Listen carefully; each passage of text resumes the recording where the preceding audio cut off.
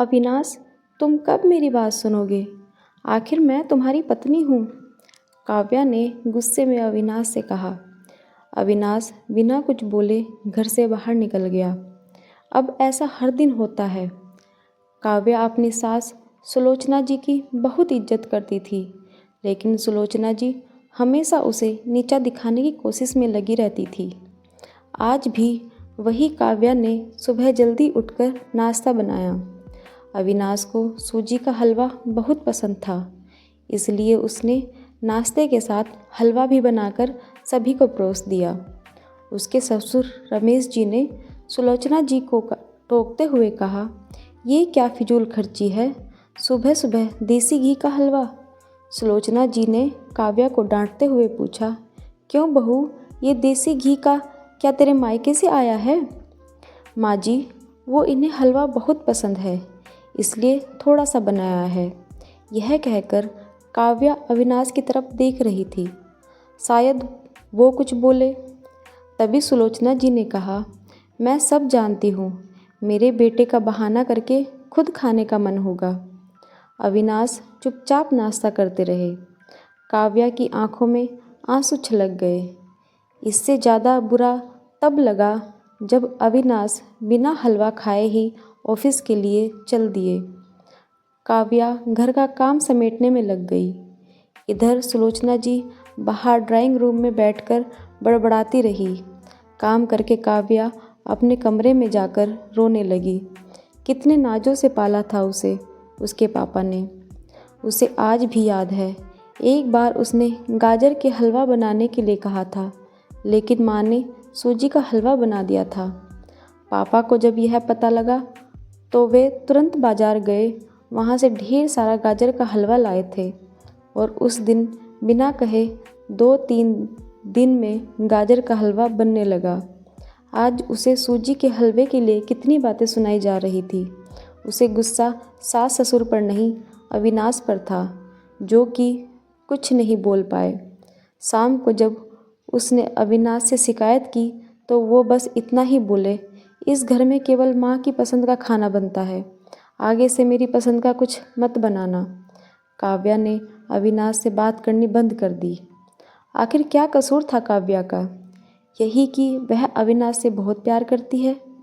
इसी तरह कुछ दिन बीत गए। एक दिन काव्या ने सुलोचना जी से कहा, माँ जी, मैं अपने घर जाना चाहती हूँ कुछ दिन के लिए। अगर आप कहें तो आज ही चली जाऊँ। कई दिन पहले माँ का फ़ोन आया था, कह रही थी पापा की तबीयत ठीक नहीं है। सुलोचना जी वहाँ जब भी जाती है 1 सप्ताह से वापस नहीं आती। घर का काम कौन करेगा? तेरे ससुर और मेरा बेटा शाम को थक हार कर घर आएंगे। यहाँ उन्हें खाना भी नसीब नहीं होगा। मुझे तो चक्कर आ रहे हैं, मैं खाना नहीं बना सकती। जाना है तो 1 दिन के लिए चली जा। काव्या मन मारकर 1 दिन के लिए पीहर पहुँच जाती है। वहाँ पहुँचकर उसे और भी आश्चर्य होता है। भाभी, मम्मी पापा कहाँ गए? काव्या ने घबराकर पूछा। उन दोनों का घर में मन कहाँ लगता है? तीर्थ पर गए हैं, न जाने कब आएंगे। वैसे तुम कितने दिनों के लिए आई हो? क्योंकि मुझे भी अपने पीहर जाना है। संगीता भाभी का यह व्यवहार देखकर काव्या चौंक गई। क्या ये वही भाभी है जो उनसे बहुत स्नेह जताती थी? काव्या सोफे पर बैठी सोच रही थी, अच्छा वो जो भैया ने मकान के पेपर साइन करा लिए थे, मैंने अपना हिस्सा छोड़ दिया था। शायद उसी साइन के लिए मेरे से प्यार जताया जा रहा था। काव्या उठकर खड़ी हो गई। भाभी, मुझे कुछ काम याद आ गया, मैं फिर आऊँगी, कहकर वह तेज़ी से घर से बाहर निकल गई। पीछे से गेट बंद होने की आवाज़ से वह समझ गई कि उसके जाने से भाभी को कोई खास फर्क नहीं पड़ा। भारी कदमों से चलते हुए वह मंदिर पहुंच गई, क्योंकि शाम से पहले यदि ससुराल जाती तो सुलोचना जी उससे कई सवाल करती। मंदिर में जाकर उसने भगवान के दर्शन किए। बस न कुछ मांगा न कुछ बोला।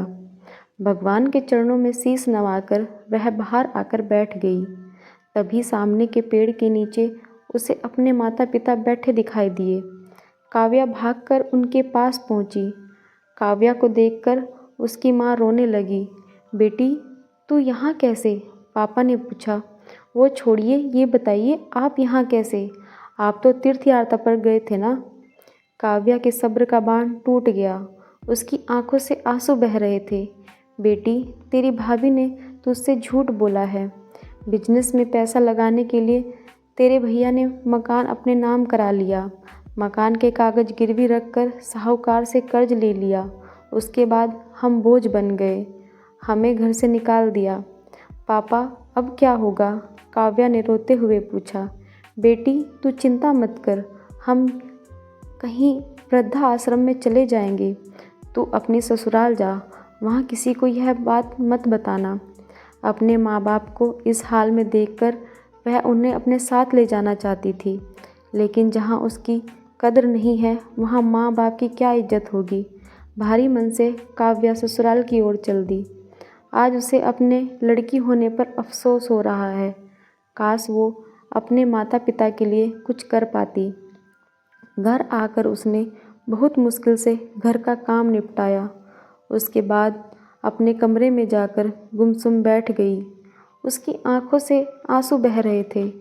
अविनाश अपने ऑफिस के काम में लगे हुए थे। जब वे सोने आए तो काव्या से पूछ बैठे, क्या बात है? आज फिर माँ की कोई बात बुरी लग गई जो आंसू बहा रही हो? काव्या अपने को रोक नहीं पाई। उसने रोकर सारी बात अविनाश को बता दी। क्या माँ पिताजी को यहाँ ले आए? वह इस उम्र में कहाँ जाएंगे? अविनाश ने कोई जवाब नहीं दिया और करवट लेकर सो गए। इस बात से काव्या को बहुत गुस्सा आया। आज से मैं भी इनके माँ बाप की सेवा नहीं करूँगी। देखती हूँ कौन उनकी सेवा करेगा। रोते रोते काव्या सो गई। 2-3 दिन बीत जाने पर उसकी चिंता बढ़ती जा रही थी। एक दिन वह सब्जी लेने के बहाने उसी मंदिर में पहुँची, लेकिन उसके माता पिता वहाँ नहीं थे। पंडित जी, यहाँ मेरे माता पिता उस पेड़ के नीचे बैठे थे। कई दिन से उनका कुछ पता है? तुम्हारा नाम काव्या है क्या? पंडित जी के मुंह से अपना नाम सुनकर काव्या ने पूछा। जी हाँ, लेकिन आपको कैसे पता? तुम्हारे माता पिता ने यह पता दिया था और कहा था कि वह अब यहाँ रहते हैं। काव्या ने पता देखा, वह यहाँ से कुछ दूर का था। काव्या ने मंदिर के बाहर निकलकर ऑटो रिक्शा किया और उस पते पर पहुँच गई। दरवाज़ा खटखटाया तो एक लड़की निकल कर आई। यहाँ का पता मुझे पंडित जी ने दिया है, काव्या बोली। आप काव्या दीदी हो? अंदर आ जाओ। काव्या को कुछ समझ नहीं आया। वह अंदर गई तो देखा उसके माता पिता सोफे पर बैठे थे। काव्या उन्हें देखकर रोने लगी। बेटी, अब क्यों रो रही है? तेरे कारण हमें यह मकान मिल गया। काव्या आश्चर्य से उनका चेहरा देखने लगी। लेकिन माँ, आप यहाँ कैसे? और ये लड़की कौन है? तब उसकी माँ ने कहा, बेटी, तुझे याद है तेरी शादी के बाद तेरी सास ने 40 लाख की डिमांड की थी। दामाद जी को बिजनेस खोलना था, इसलिए तेरे पिताजी ने उनकी डिमांड पूरी कर दी थी, जिससे कि तू सुखी रहे। जब तू हमसे मिलकर गई उसके अगले दिन दामाद जी आए। उन्होंने तेरे पापा के पैसे लौटा दिए, क्योंकि उन्होंने बिजनेस शुरू नहीं किया। तेरे पापा ने मना भी किया, लेकिन वे नहीं माने। उसके बाद उन्होंने प्रॉपर्टी डीलर से मिलकर 2 दिन में यह मकान खरीद दिया। साथ 4 लाख रुपए बच गए। इससे उन्होंने ये लड़की नौकरी पर रखवा दी, जो हमारी केयर करेगी। लेकिन माँ, उन्होंने मुझे तो कुछ नहीं बताया। काव्या की आंखों से आंसू बह रहे थे। वह रोते हुए वहाँ से अपने घर आ गई। घर आकर वह सोच रही थी, अविनाश ने कभी उसके लिए आवाज़ नहीं उठाई, लेकिन मेरे माता पिता के लिए इतना कर दिया जो कि कोई सगा बेटा भी नहीं कर सकता। रात को उसने अविनाश से पूछा, आपने ऐसा क्यों किया? अगर माँ जी को पता लग गया तो क्या होगा? अविनाश का जवाब सुनकर काव्या रोने लगी। अविनाश ने कहा, जैसे तुम्हारे लिए ये माता पिता है, वैसे ही मेरे लिए भी तो वो माता पिता हैं। मैंने पैसे लेते समय ही सोच लिया था कि एक दिन ब्याज के साथ सारे पैसे लौटा दूंगा, लेकिन जब बिजनेस शुरू नहीं हो पाया तो मैं इन पैसों को अपने पास रखकर सही समय आने का इंतज़ार कर रहा था। अगर मैं तुम्हारे माता पिता को अपने घर ले आता तो उनका आत्मसम्मान हर दिन उन्हें धिक्कारता। बेटी के घर वे रहना पसंद नहीं करते, वे अपमानित न हो इसलिए मैंने यह सब किया। अविनाश, मुझे माफ़ कर दो। आज तक मैं तुम्हें गलत समझती रही। तभी पीछे खड़ी सुलोचना जी बोली, बेटी, वह पैसा हमने उधार लिया था, वह तुम्हारे माता पिता की अमानत थी।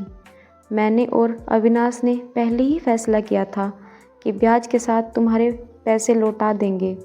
चल अब सो जा, सुबह नाश्ता टाइम पर नहीं बना तो अच्छा नहीं होगा।